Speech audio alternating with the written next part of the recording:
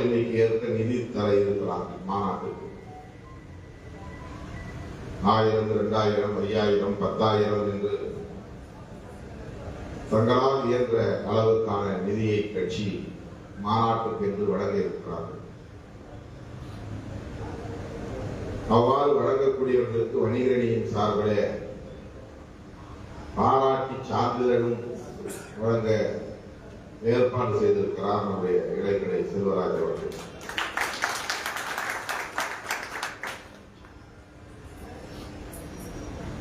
வரவேற்கக்கூடிய ஒரு முயற்சி. தமிழ்நாடு முழுவதும் நம்முடைய வணிகரணி பொறுப்பாளர்கள் நூற்றுக்கணக்கானவர்கள் பொறுப்புகளிலே இருந்து பணியாற்றி வருகிறார்கள். மாவட்ட நிர்வாகிகளாக, மாநில நிர்வாகிகளாக ஒவ்வொருவரும் மாநாட்டுக்கு தங்களின் பங்களிப்பு என்று ஒரு நிதியை தர வேண்டும் என்பதை உறுதிப்படுத்தவும் ஊக்கப்படுத்தவும் ஏதுவாக இந்த நிகழ்வு அமைய இருக்கிறது. இந்த நிகழ்ச்சிக்கு வந்திருப்பவர்களின் எண்ணிக்கை குறைவாக இருக்கலாம்.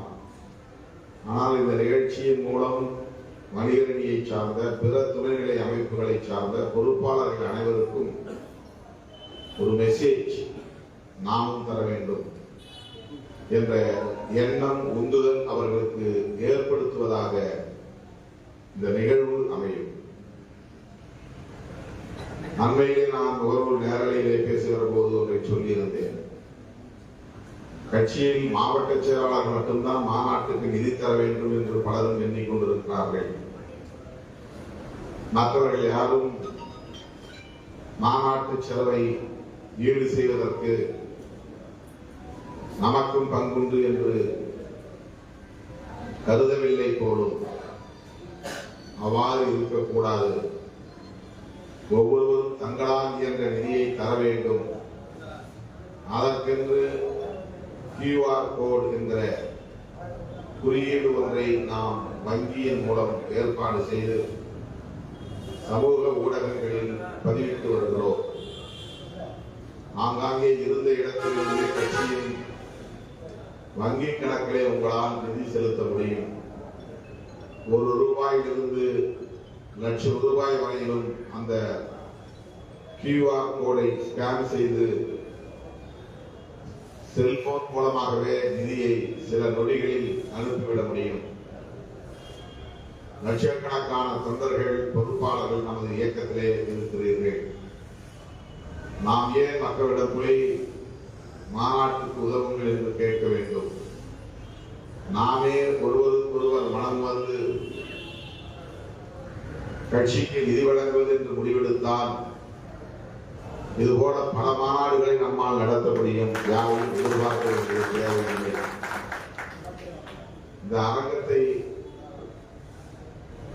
இன்னும் முடிக்கவில்லை. மேலே ஒரு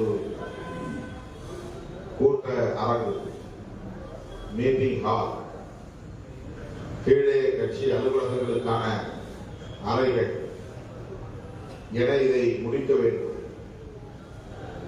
10% தான் வேலை முடிந்திருக்கிறது.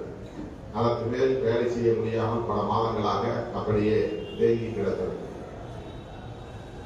வருகிற தோழர்கள் ஒவ்வொருவரிடத்திலும் நான் சொல்லுகிறேன், கட்சிக்கு நாம் எங்கே போய் கையை ஏந்துவது? இது போன்ற பணிகளை செய்து முடிப்பதற்கு யாரிடம் போய் நாம் நிற்க முடியும்? நமக்கான இடம் இது, நமக்கான அரங்கம் இது. நம்மாலான பங்களிப்பை நாம் செலுத்துவோம் என்று ஒவ்வொருவரும் எண்ணி பார்க்க வேண்டாமா, சிந்திக்க வேண்டாமா என்று நேரிலே பார்க்கிற போதும் சொல்லி இருக்கிறேன். முகநூல் நேரலைகளிலும் பேசி இருக்கிறேன். இதுபோல நிகழ்வுகளிலும் சந்தர்ப்பம் கிடைக்கும் போதெல்லாம் பதிவு செய்து வருகிறேன். எந்த பொறுப்புடன் இல்லாத சாதாரண தொண்டர்கள் நான் பேசுவதற்கு மதிப்பு கொடுத்து உடனே அவர்களால் இயன்ற தொகையை வழங்குகிறார்கள். கட்சியிலே முன்னணி பொறுப்பிலே இருக்கிற தோழர்கள், அதிகாரம் வாய்ந்த பொறுப்பிலே இருக்கிற தோழர்கள் அந்த பொறுப்பின் மூலம் சமூகத்தில் தமக்கென்று ஒரு மதிப்பை உருவாக்கி கொண்டிருக்கிற தோழர்கள், நான் யாருக்கோ சொல்லுகிறேன் என்பதை போல கண்டும் காணாமல் போகிறீர்களே, என் சொல்லுக்கு உடனடியான ஒரு மதிப்பை அளிக்க முன்வருவதில்லையே, கட்சிக்கு நிதி வழங்க தயாராக இல்லையே என்றெல்லாம் நான் வருத்தப்பட்டு பல நிகழ்வுகளில் பேசியிருக்கிறேன். இந்த மாநாட்டுக்கு பல லட்சங்கள் என்பதை தாண்டி அதைவிட கூடுதலாக பல மடங்கு செலவு செய்ய வேண்டிய அளவுக்கு சிறப்பான செயல் திட்டங்களை நாம் வரையறுத்திருக்கிறோம். மிக பிரமாண்டமான மேடை அமைத்து, வரவேற்பு வளைவுகளை அமைத்து, ஆயிரக்கணக்கான விளக்கொளிகளை அமைத்து, மாநாட்டு திடல் பார்க்கிற அனைவரையும் ஈர்க்கும் வகையிலே, வியக்கும் வகையிலே உருவாக்குவதற்கான செயல் திட்டங்களை நாம் வகுத்து வைத்திருக்கிறோம். ஏராளமான செலவு கட்சியிலிருந்து அதை எப்படி நாம் ஈடு செய்வது, செலவை சமாளிப்பது. நம்மை போன்ற இயக்கங்கள் வளர்வதை பெரிய அளவிலே யாரும் வரவேற்க மாட்டார்கள், ஊக்கப்படுத்த மாட்டார்கள். 10 ஆண்டு காலம் தேர்தல் புறக்கணிப்பு அரசியலை செய்தோம். அப்போது நாம் யாரிடத்திலும் போய் எந்த நன்கொடையும் கேட்டதில்லை. மாதம் நான் அரசு ஊழியராக இருந்த போது வாங்கிய சம்பளத்தை கொண்டே என் பயண செலவுகளை பார்த்துக் கொண்டேன். அவ்வப்போது தேவைப்படுகிற சுவரொட்டிகளை அடித்து சம்பளத்தை வாங்கி அந்த கடன் பாக்கிகளை செலுத்தி வருகிறேன். கோவையிலும் வாடகைக்கு அறை, மதுரையிலும் வாடகைக்கு இல்லம். நான் தனி ஒரு ஆள்தான். கோவையில் பணியாற்றிக் கொண்டிருந்த போது ஒரே ஒரு அறையில் இன்னொருவரோடு சேர்ந்து தங்கினால் கூட எனக்கு சில ஆயிரங்கள் தான் செலவாகும். அங்கேயும் ஒரு அறை வாடகைக்கு எடுத்த. மதுரையிலே எனக்கு வேலை இல்லை, அரசு பணி இல்லை. ஆனாலும் அங்கே எடுத்திருந்த வாடகை வீட்டை நான் தொடர்ந்து கட்சி பணிக்காகவே வைத்துக் கொண்டேன். வருடக்கணக்கில் அந்த வீட்டிற்கு வருகிற அனைவருக்கும் அங்கேயே உணவு, மளிகை கடைகளில் அரிசி, காய்கறி, பருப்பு, எண்ணெய், உப்பு போன்ற பொருள்களை என் பெயரை சொல்லி யார் வேண்டுமானாலும் போய் வாங்கிக் கொள்ளலாம். அங்கேயே அவர்கள் சமைத்து சாப்பிட்டு விட்டு அங்கேயே தங்கலாம். சனி ஞாயிறுகளில் மட்டும் நான் கோவையில் இருந்து மதுரைக்கு வருவேன். அந்த 2 நாட்களும் பகல் இரவு என்று பாராமல் ஏராளமான நிகழ்ச்சிகளில் நான் பங்கேற்பேன். அப்போதும் ஒரு நாளைக்கு 2 மணி நேரம் 3 மணி நேரம் கூட தூங்க முடியாது. அப்படி 2 இடத்திலே வாடகை வீடு, 2 இடங்களிலே உணவுக்கான செலவு, 2 இடங்களிலே இப்படி ஏராளமான தோழர்களை சந்திப்பது என்கிற செலவு, இவற்றையெல்லாம் இன்றைக்கு யாரிடமும் போய் எனக்கு இவ்வளவு செலவு இருக்கிறது, எனக்கு உதவி செய்யுங்கள் என்று கேட்க வாய்ப்பே இல்லை, கேட்டதும் இல்லை. அதையெல்லாம் நான் என்னுடைய சம்பளத்திலேயே பார்த்துக் கொண்டேன். அப்படி பல வருடங்கள் ஓடின. 10 ஆண்டுகள் கடந்து போயின. இப்படி நான் கட்சிக்காக பொது பணிகளுக்காக செலவழிக்கிறேன் என்பதை அறிந்து கொண்ட நண்பர், கட்சி தோழர் ஒருவர், மாதவன் என்பவர், அங்கனூருக்கு போய் அங்குள்ள நிலைமையை பார்த்தவர். எனக்கே தெரியாமல் மாதம் 100 ரூபாய் எம்மோ அனுப்பி கொண்டிருந்தார் என் தந்தைக்கு. நான் சம்பளம் வாங்கி அதை கட்சி செலவுக்கு முழுமையாக பயன்படுத்திய நிலையில் குடும்பத்தினருக்கு அனுப்ப இயலவில்லை என்பதை அறிந்து கொண்ட அவர், எனக்கே தெரியாமல் மாதம் 100 ரூபாய் அவர் அப்பாவின் பெயருக்கு அனுப்பி கொண்டிருந்தார். ஒரு முறை மதுரைக்கு வந்தபோது அவர் சொல்லித்தான் எனக்கு தெரியும். யாரோ ஒரு தம்பி மாதவன் என்பவர் எனக்கு மாதம் 100 ரூபாய் எம்மோ அனுப்புகிறார். அதில் பல செய்திகள் அடங்கி இருக்கின்றன.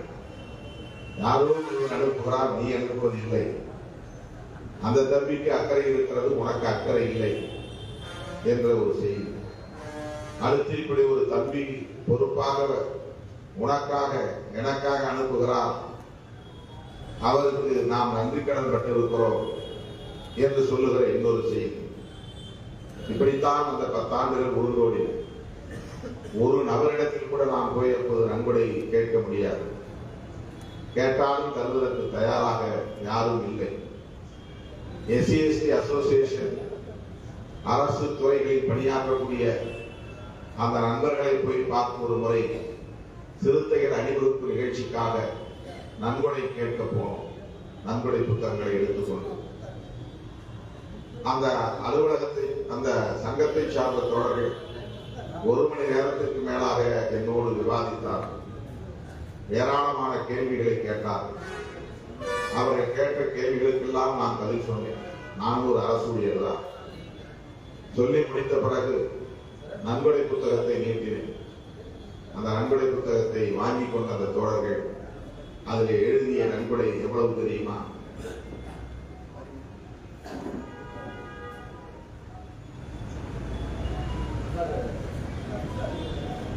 வெறும் 100 ரூபாய்.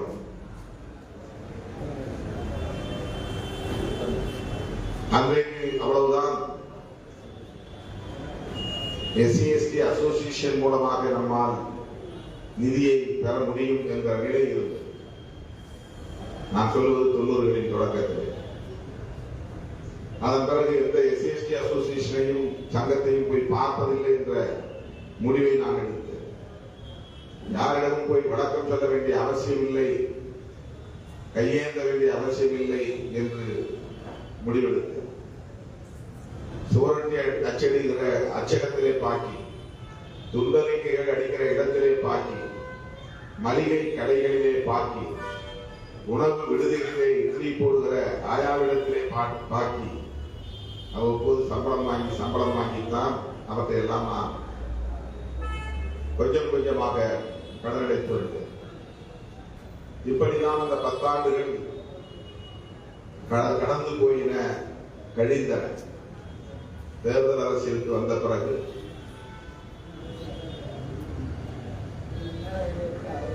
தேர்தல்களை சந்திக்கிற நெருக்கடிகளை நாம் எதிர்கொண்ட நிலையில் நமக்கு யாரும் அறிமுகம், தொழிலதிபர்கள் யாரையும் தெரியாது, பெரு வணிகர்கள் யாரையும் தெரியாது, கான்ட்ராக்டர்ஸ் இந்த நாள் வரை கூட எந்த கான்ட்ராக்டரும் தொடர்பு கிடையாது. 2 முறை நான் MP ஆகிவிட்டேன். எனது தொகுதியில் வேலை செய்யக்கூடிய ஒரு கான்ட்ராக்டரை கூட எனக்கு தெரியாது. நான் யாரையும் அப்படி தொடர்பு வைத்துக் கொண்டதில்லை, போய் பார்த்ததும் இல்லை, பேசியதும் இல்லை. ஆனால் தேர்தல் அரசியலில் நமக்கு இப்படிப்பட்ட பிரமாண்டமான ஏற்பாடுகளை எல்லாம் செய்ய வேண்டியது தவிர்க்க முடியாததாக இருந்தது. எத்தனை பேரணிகள், எத்தனை மாநாடுகள், எத்தனை பொதுக்கூட்டங்கள், எத்தனை கருத்தரங்குகள், இதற்கிடையிலே அவ்வப்போது சாதிய படுகொலைகள். யாரோ எந்த கட்சியோ ஒருவன் சாதி வெறியரால் படுகொலை செய்யப்பட்டால் அவர்களை போய் பார்க்கிற போது நெருங்கையோடு பார்ப்பதில்லை. அப்போதே திட்டக்குடி சண்முகம் தலா ரமேஷ் குடும்பத்துக்கு தலா 10,000 கொடுத்தோம். நம்முடைய தலா 10,000 தான் அப்போது நம்மால் கொடுக்க முடியும். அதன் பிறகு படுகொலை செய்யப்பட்ட பலருக்கு தலா 25,000 கொடுத்தோம். அதன் பிறகு அது போன்ற பாதிப்புகளுக்கு உள்ளாகக்கூடிய படுகொலையான குடும்பங்களுக்கு தலா 50,000. தமிழ்நாடு முழுக்க எங்கெல்லாம் நான் செல்கிறேனோ அங்கெல்லாம் அதை வழங்குவதை ஒரு கடமையாக கொண்டு செயல்பட்டோம். தமிழ்நாட்டை தாண்டி ஆந்திராவில் படுகொலை செய்யப்பட்ட தலித் குடும்பத்தினருக்கும் நாம் 1 லட்சம் போய் கொடுத்து விட்டு வந்தோம். அப்படி 1-2 நிகழ்வு. பொன்னேரி என்ற ஒரு ஊர், பொன்னூர் என்ற ஒரு ஊர் இருக்கிறது. அங்கேயும் ஒரு தலித் இளைஞர் படுகொலை செய்யப்பட்டார். அங்கே உள்ள சிறுத்தைகளிடம் உடனே திரட்டி நிதியை அந்த மேடையிலே 3 லட்சமோ 2 லட்சமோ கொடுத்து விட்டு வந்தேன்.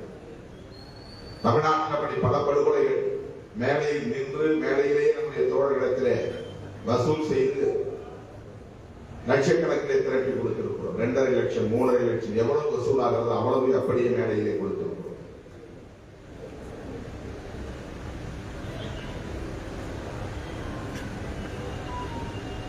கட்சி வங்கி கணக்கில் பணம் கிடையாது.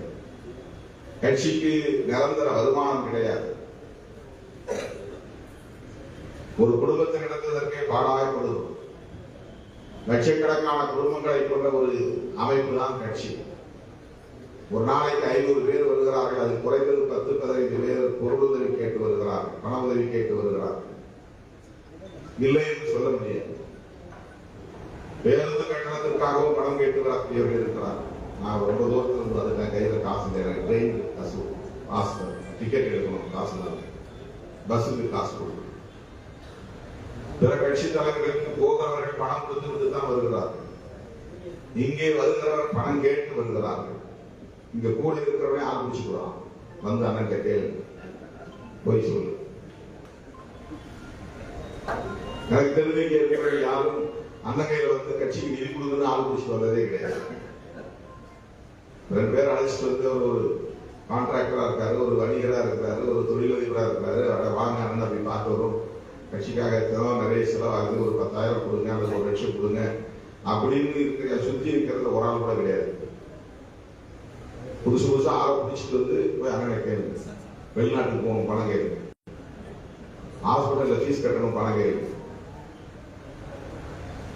இவ்வளவு பொருளாதாரம் இருக்கு, எதிர்கொள்ள வேண்டிய நிலை. இதையெல்லாம் தாண்டி நமக்கு இருக்கிற நன்மதிப்பை பயன்படுத்தி விரல் விட்டு எண்ணக்கூடிய ஒரு சிலரின் உதவியோடு பல தேர்தல்களை சந்தித்திருக்கிறோம். உங்கள் உதவியோடு அல்லது உங்களிடம் நான் என்னுடைய பிறந்த நாளை பயன்படுத்தி பொன்விழாவாக கொண்டாட வேண்டும். உண்மையிலேயே பொற்காசுகளை திரட்டுகிற விழாவாக கொண்டாட வேண்டும். எனக்கு திருமணம் நடந்தால் நீங்கள் ஏதேனும் எனக்கு செய்யத்தானே வந்து செய்வீர்கள். அப்படி நினைத்துக் கொண்டு ஆளுக்கு 1/4 பவுனோ 1/2 பவுனோ 1 கிராமோ 2 கிராமோ நிதி தாருங்கள் என்று நான் கேட்டு அதன் அடிப்படையிலே எனக்கு தெரிந்து தமிழக அரசியல் வரலாற்றில் ஒரு தலித் இயக்கத்தின் தலைவருக்கு அவ்வளவு பொற்காசுகளை யாரும் இதுவரை தந்திருக்க முடியாது. 25 கிலோ பொற்காசுகளை எவ்வளவோ பொறுப்பாளர்கள் கூட அதுல என்னென்னவோ செய்து விட்டார். 10 பேர் சேர்ந்து 1 கிராம், 20 பேர் சேர்ந்து 2 கிராம். சாதாரண தொண்டர்கள், முன்னணி பொறுப்பாளர்கள் எல்லாம் அண்ணனுக்கு தர வேண்டும் என்று வசூலித்தவர்கள் 10% கூட தரவில்லை என்கிற புகார் வந்தது. நிறைய புகார் வந்தது. அதையெல்லாம் தாண்டி அவ்வளவு வந்தது. அதை முழுமையாக அப்படியே 1 கிராம் கூட அதை தவறாக பயன்படுத்தாமல் அதை வங்கி கணக்கிலே போட்டு அதை நாம் பணமாக மாற்றி அதிலே உருவானதுதான் வெளிச்சம் தொலைக்காட்சி. யோசித்து பாருங்கள். வேற யாருக்கையாவது போயிட்டு நான் வெளிச்சம் தொலைக்காட்சி தொடங்கலாம், எனக்கு ஒரு 2 கோடி ரூபாய் பணம் கொடுப்பாங்களா? ஆனா நாம் ஆளுக்கு கொஞ்சம் கொஞ்சம் 1 கிராம் போட்டதுனால ஒரு தொலைக்காட்சி நம்மால் தொடங்க முடிந்ததா இல்லையா? இதுதான் சாதனை. இதுதான் சாதனை. நமக்கென்று ஒரு தமிழ்மண் பத்திரிகை, நமக்கென்று வெளிச்சம் என்ற ஒரு தொலைக்காட்சி, நமக்கென்று ஒரு கட்சி அலுவலகம், நமக்கென்று ஒரு டீச்சர் ட்ரைனிங் இன்ஸ்டிடியூட் வேலைச்சேரியில. எந்த தனிநபரிடத்திலும் பெரிய தொழிலாளர்களிடத்திலும் நான் கையேந்தி இதை சாதிக்கிறேன். அவ்வப்போது நீங்கள் நான் வேண்டுகோள் விடுக்கிற போது தருகிற தொகையை வைத்து இதை சாதித்தோம். இப்போது மணிவிழாவுக்கு அப்படி நாம் ஏற்பாடுகளை செய்தோம். ஆனால் அதை முழுமையாக நம்மால் நடத்தி செல்ல முடியவில்லை. சில மாவட்டங்களில் மட்டும்தான் பொற்காசுகள் திரட்டுகிற விழா நடந்தது. பெரும்பான்மையான மாவட்டங்களில் அந்த விழாவையே நடத்த முடியாமல் போயிருக்கிறது. இப்போது நாம் எதிர்கொள்ள இருப்பது மிகப்பெரிய தேர்தல். இதற்கிடையிலே நாம் நடத்தவிருப்பது மாபெரும் மாநாடு, அரசியல் எழுச்சி மாநாடு.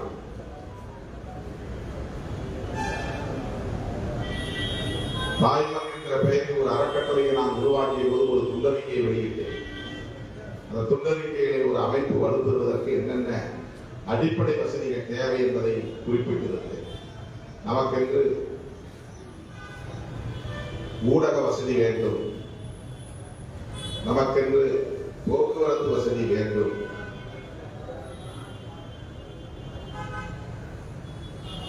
நமக்கென்று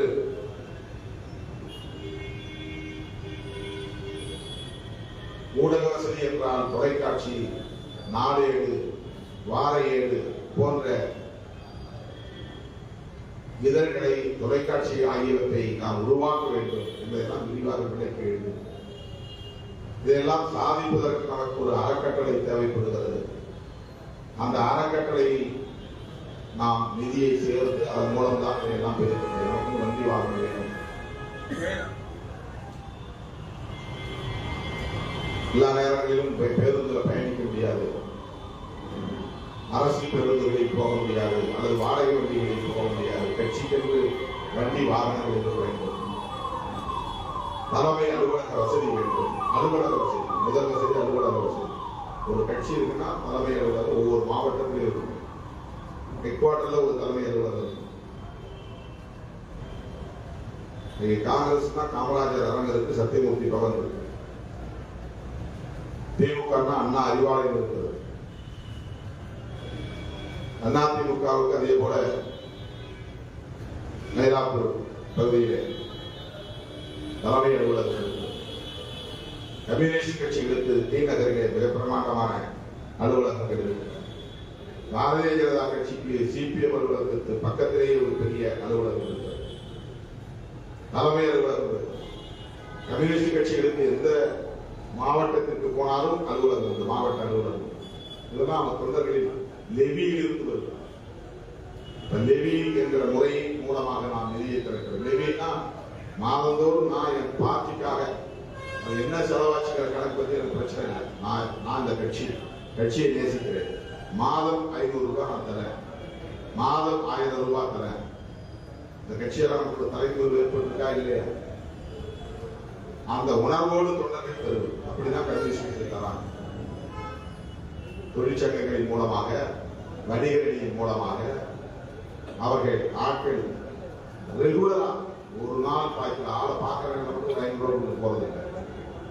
அக்கௌண்ட் நம்பரை வாங்கி ரெகுலரா போடுது. அப்படிப்பட்ட வசதிகளை எல்லாம் நாம் உருவாக்கி சொன்னா காப்பி பிடிச்சு விற்க முடியும் கடத்துல. காப்பி பிடிச்சு விற்க முடியும் கடத்துல. 1 லட்சம் பேர் 100 ரூபாய் போட்டா 1 கோடி ரூபாய். நீ போட போறது ஒரு 100 ரூபாய் தான். கட்சியில பல லட்சம் பேர் கணக்கிட்டா பல 10 லட்சங்கள். ஒரு 10 ரூபாய் பணம் கொடுத்து 17 லட்சம் பேர் உறுப்பினராக தங்களை பதிவு செய்தார்கள். 1.25 கோடி. 10 ரூபாய் ஒரு ஆள் 17 லட்சம் பேர். நான் மெம்பர்ஷிப் டிரைவ் எடுத்தப்போ 1.25 கோடி வெறும் 10 ரூபாய் செலுத்தினாங்க. அவங்களே 100 ரூபாய் செலுத்தினா எவ்வளவு ஆயிரம் பாருங்க. சிறுதொழில் பெருவர்கள் வணிகரணியில் நூற்றுக்கணக்கான தோழர்கள் பொறுப்புகளில் இருக்கிறீர்கள். இன்னைக்கு ஒரு நாள் வந்து ஆளுக்கு 5000 10,000 கொடுத்து சர்டிபிகேட் வாங்கி போற மாதிரி இருந்தா மட்டும் போதாது. அதை வரவேற்கிறேன், பாராட்டுகிறேன், வாழ்த்துகிறேன். ஆனால் உங்களுக்கு ஒரு உறுதியை நீங்கள் எடுக்க வேண்டும். ஒரு தீவிர கொடுத்துட்டேன். மாநாட்டுகள் இல்லை, எப்பெல்லாம் மனசுல தோணுதோ அப்பெல்லாம் உங்களால முடிஞ்சது. பொங்கல் நேரத்தில் போடலாம், நியூ இயருக்கு போடலாம். ஒரு வருமானம் வருது, நான் ஒரு தொழில் செஞ்சேன், எனக்கு ஒரு லாபம் வந்திருக்கு, அதுல நான் வந்து ஒரு 1000 ரூபாய் இந்த அக்கௌண்ட்ல போடுறேன், 2000 ரூபாய் அக்கௌண்ட்ல போடுறேன், ஒரு 5000 ரூபாய் போடுறேன், அல்லது மாதம் அதிகம் வேண்டாம், வெறும் 500 ரூபாய் போடுறேன். இன்னைக்கு 500 ரூபாங்கிறது 5 ரூபாய் மாதிரி, 500 ரூபாங்கிறது 5 ரூபாய் மாதிரி. இந்த கட்சியால் நாம் எப்படி பொருளாதாரத்தை வளப்படுத்திக் கொள்வது என்று சிந்திக்கிற தொடர்கள் இந்த கட்சியை வலுப்படுத்துவதற்கு நம்மாலான பங்களிப்பு என்ன என்பதையும் சிந்திக்கிறது. அருமை தொடர்களே, இந்த மாநாட்டுக்கு பெரும் பொருட்செலவு இருக்கிறது. அதை எப்படி எதிர்கொள்ளப் போகிறோம் என்று தெரியவில்லை. தள்ளி போனது ஒரு வகையிலே மகிழ்ச்சி. ஏன்னா நிதியை திரட்டுறதுக்கான சூழலில் ஒவ்வொரு நாளும் நான் ஏதாவது ஒரு நிகழ்ச்சி ஓடிக்கிட்டே இருக்கிறேன். இதை உட்கார்ந்து திட்டமிட்டு பொருளாதாரத்தை திரட்டுவதற்கு ஒரு கால அவகாசமே கிடையாது. காலையில் ஆரம்பிச்சா நள்ளிரவு 2 மணி வரையிலும் கும்பல்லே இருப்பேன்.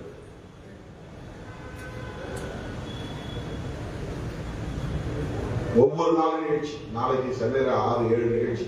7ஆம் தேதி ஒரே நேரத்தில் 3-4 இடத்துல கொடுக்குறாங்க. சென்னையிலே நிகழ்ச்சி, வாணியம்பாடி நிகழ்ச்சி, திருச்சியில நிகழ்ச்சி. எப்படி போறோம்னு தெரியல. 8ஆம் தேதி வேலூர் நிகழ்ச்சி, 9ஆம் தேதி எண்ணூர்ல ஆர்ப்பாட்டம், 10ஆம் தேதி சென்னையில நிகழ்ச்சி, 11ஆம் தேதி அரியலூர் நிகழ்ச்சி. தொடர்ச்சியா இப்படியே நிகழ்ச்சிகள் இருக்கிறது. ஒரு வேலையை செய்யறதுக்கு தனிமை என்பது தேவை, திட்டமிடுவதற்கு தனிமை என்பது தேவை. தனிமை என்பதே இல்லை, நோ பிரைவேசி.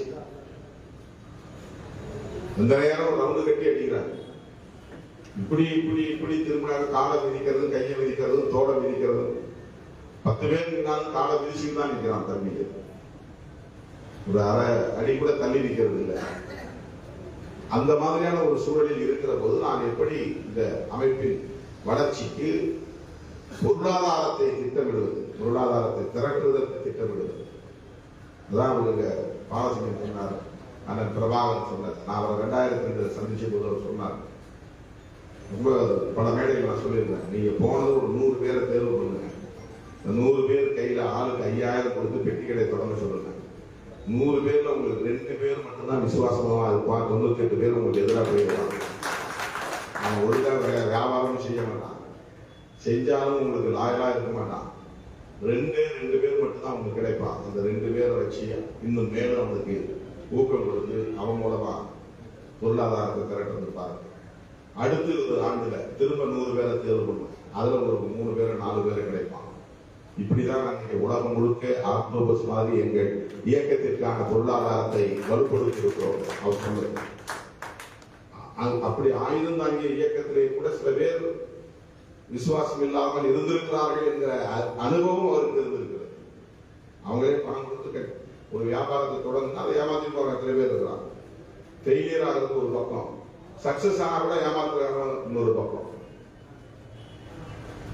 ஆனாலும் கூட இன்னும் நாம் அந்த முயற்சியை மேற்கொள்ளவில்லை. அதிலிருந்து நம்மால் ஒரு பொருளாதாரத்தை ஈட்டுகிற சூழலை உருவாக்கவில்லை என்பது வழியாகத்தான் இருக்கிறது. வணிகரணியில் உள்ள தோழர்கள் முன்னுக்கு வந்திருக்க ஒரு 15 பேர், இந்த 15 பேர் சக்சஸ்ஃபுல்லா ஏதோ ஒரு வேலையை செய்யறாங்க தான் அர்த்தம். அதனாலதான் அவங்க மனம் சரி நான் கொடுக்குற 10,000 நான் 5,000 கொடுக்குறேன் அப்படிங்கிற அளவுக்கு அவர்களுக்கு ஒரு துணிச்சல் இருக்கிறது. அதுவும் ஒரு துணிச்சல் தான். கையை விட்டு 10 ரூபாய் கொடுக்கறதுக்கு பாருங்க, கொடை அளித்தல் அப்படின்னு ஒரு பண்பு இருக்கு பாருங்க. அந்த பண்பு என்பது கூட துணிச்சலில் இருந்து வருவதுதான்.